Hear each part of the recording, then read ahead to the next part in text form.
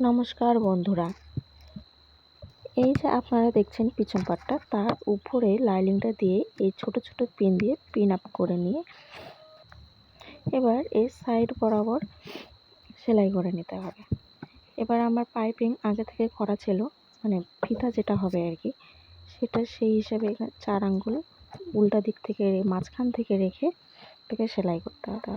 সেলাই করা হয়ে গেলে একটু একটু করে কাট লাগিয়ে উল্টিয়ে নিতে হবে।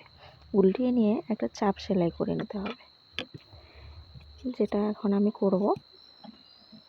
চাপ সেলাইটা একদম ধার থেকে করলে ফিনিশিংটা সুন্দর আসে। আমার সেলাই করা কমপ্লিট। তারপর মাঝ বরাবর ভাঁজ করে যে টিকেন, আমরা পিছনে যে টিকেন 3 ইঞ্চিতে দাগ দিয়ে উপর দিকে 3.5 ইঞ্চিতে একটা দাগ কেটে নিলাম।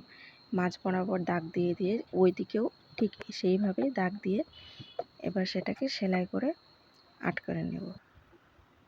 এবার পিছনের পাট লাগালে, নিচের পাটটা লাগালে আমাদের কমপ্লিট। একদম পিছন পাট কমপ্লিট হয়ে গেল। এবার আমরা চলে আসবো সামনের পাট। সামনের পাটে কতগুলো পাট থাকে তোমরা নিশ্চয়ই দেখতেই পাচ্ছ।